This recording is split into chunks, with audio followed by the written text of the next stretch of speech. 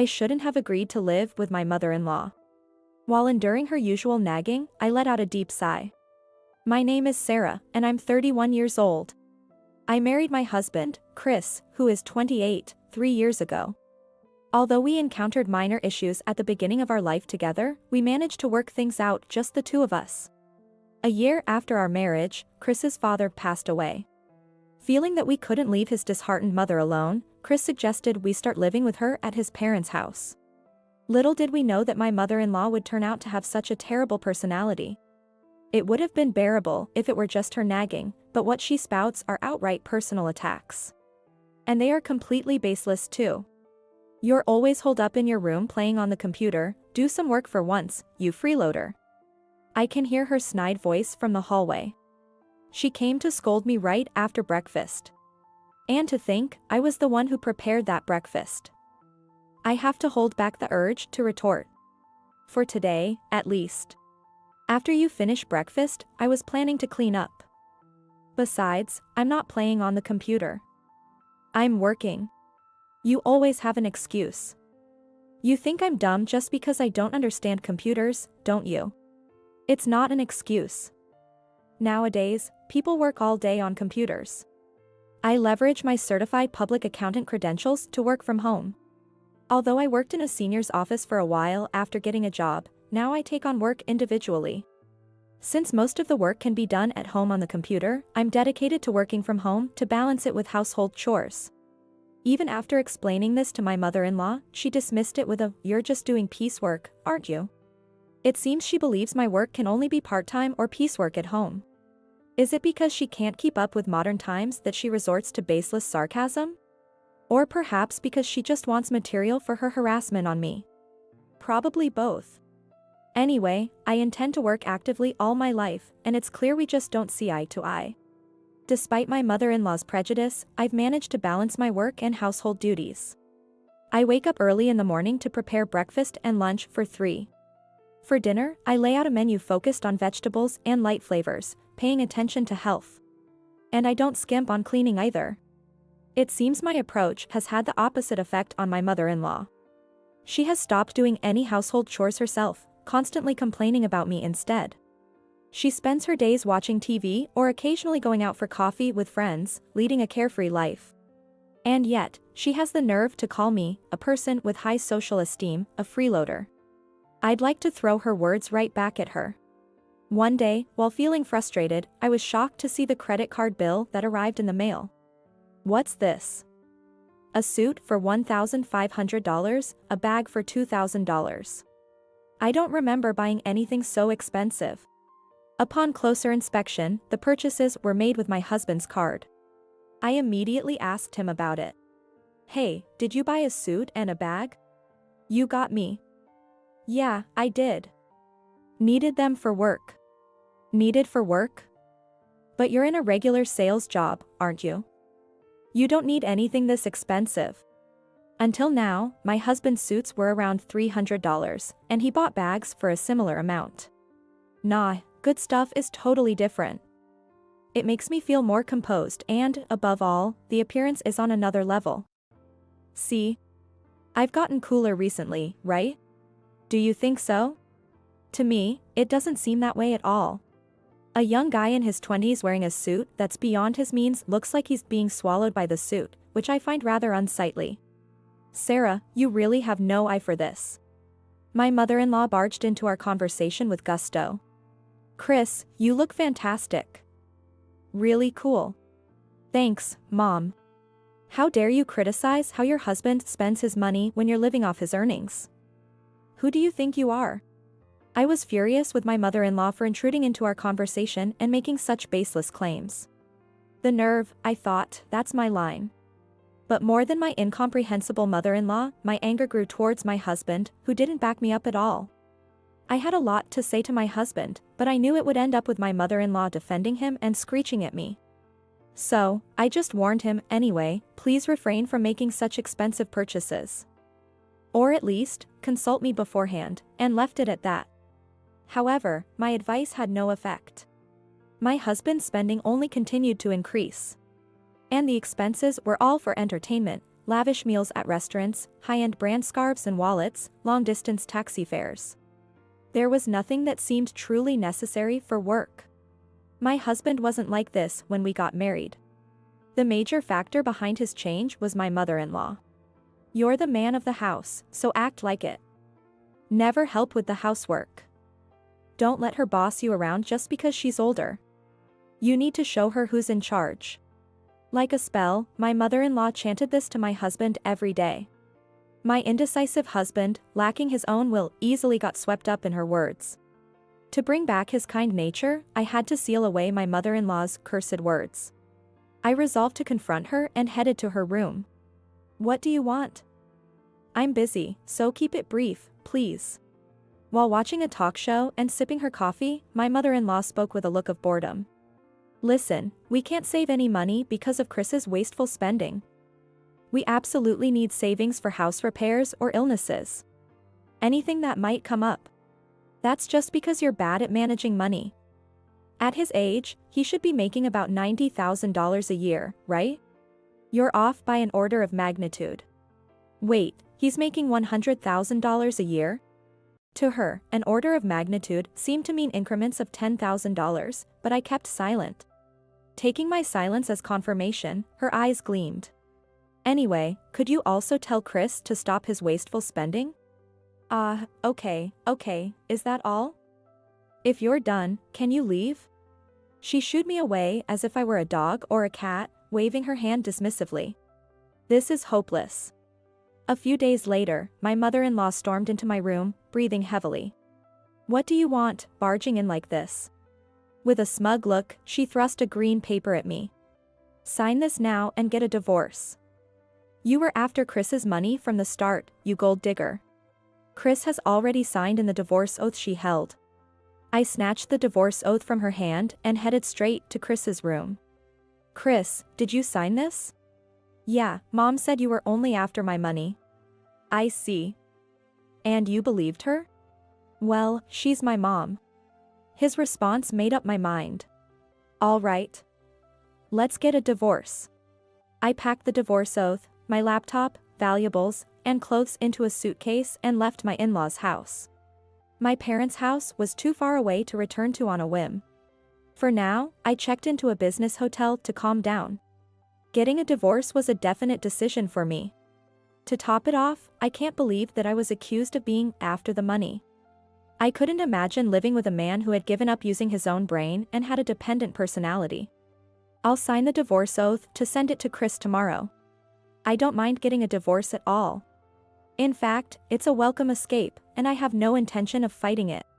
But there's something unforgivable. While meticulously reviewing the credit card statements, I came up with a perfectly legitimate counterattack. After getting a divorce, I was enjoying living alone. I chose a room with good security, so the rent is a bit high, but I have savings from my single days. And it shouldn't be disproportionate to my earnings. Living with Chris and his mother was stressful, and I realized that all over again. About a month after the divorce, I got a call from Chris. Hello? Sarah, please, listen to me. What do you want? I told you in the email that you could dispose of anything I left behind. It's not about that, it's serious. My card's been blocked. I snorted. What does he mean on my card, this blacklisted guy? Of course, it's blocked. You were just an additional cardholder, not the main. It's obvious that it would be blocked once I, the primary cardholder, canceled it. What? Really? That's a problem. I'm a stranger now. Deal with it yourself. With that, I ended the call. He kept calling me obsessively after that, but I never picked up. Actually, before marrying me, Chris had accumulated a lot of debt from revolving payments and installments that he couldn't pay off. I took on all of it and cleared it for him. Looking back, I should have cleared things with him instead. Well, there's no use looking back now. Due to the delays, his credit information must be damaged, and he probably can't get a card in his own name. Anyway, it's none of my business or responsibility anymore. A few days after Chris's incessant calls, there was someone waiting in front of my apartment. It was my former mother-in-law. She had followed me after spotting me in the city and figured out where I lived. I was impressed by her proactive approach, if nothing else. She clung to me, saying that she wanted to talk, and started making a scene, so I reluctantly moved to a nearby family restaurant with her. "What do you want now?" Sarah, this." In her hand there was my passbook. It was filled out on every page, a completed carryover. Not that I needed it anymore. "This salary, could it be, Sarah?" "Yes. That's the salary I earned from working at home." "You treated it like piecework, but I'm a professional." She didn't respond. Her hands trembled as she clutched my passbook. To think the one earning $100,000 a year wasn't Chris. That good-for-nothing could never earn that much. "You were too naive about the world." I said it clearly. My former mother-in-law's delusional mind had convinced her that it was her son, not me, who was earning $100,000 a year. Chris's earnings were about a tenth of mine just before our divorce. Chris was in a sales position with a low base salary but high commissions. The salary system was based on sales performance, but that carefree man was content just to receive his base salary. He was relying on my income for our livelihood. No, he probably didn't even have the strategy to rely on me. It seems my former mother-in-law has finally faced that reality. "Sarah, it's not too late to fix things with Chris." "It's too late," I replied with a sharp interjection. How amusing it was. Even when I interrupted her, my former mother-in-law didn't give up and continued in a cajoling tone. "It's a waste to split up after you fell in love and got married." "It's not a waste. It's much more wasteful for you two to squander the money I earned." "What? That's terrible. How can you say that? Why don't you stop relying on other people's money and work? Then, you won't be a freeloader." "Is that all you wanted to say?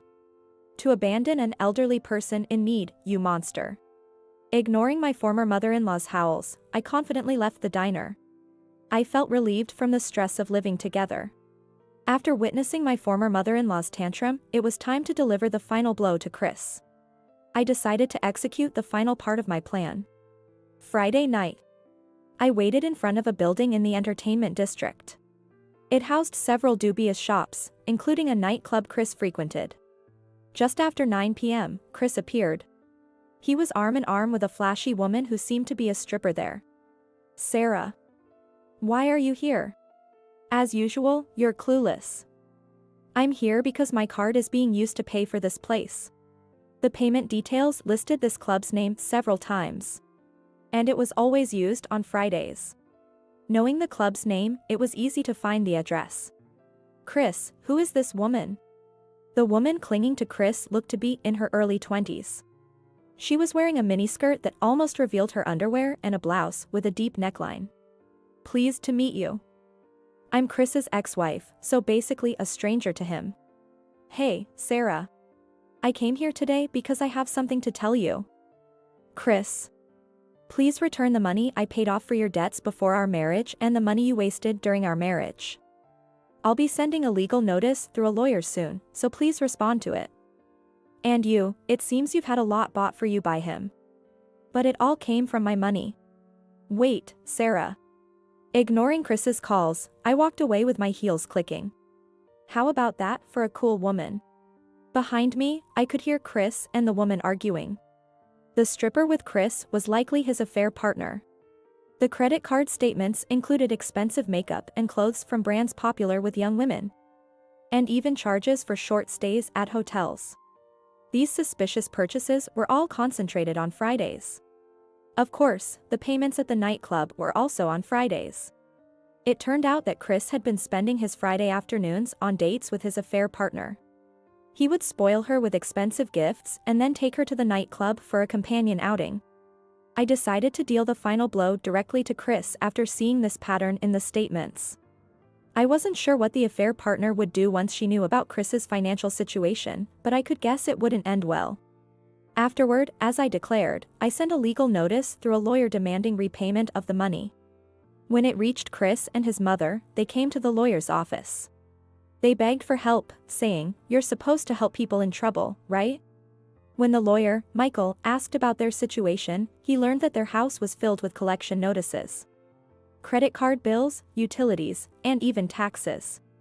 Chris's meager salary couldn't cover them. His mother had also almost no savings.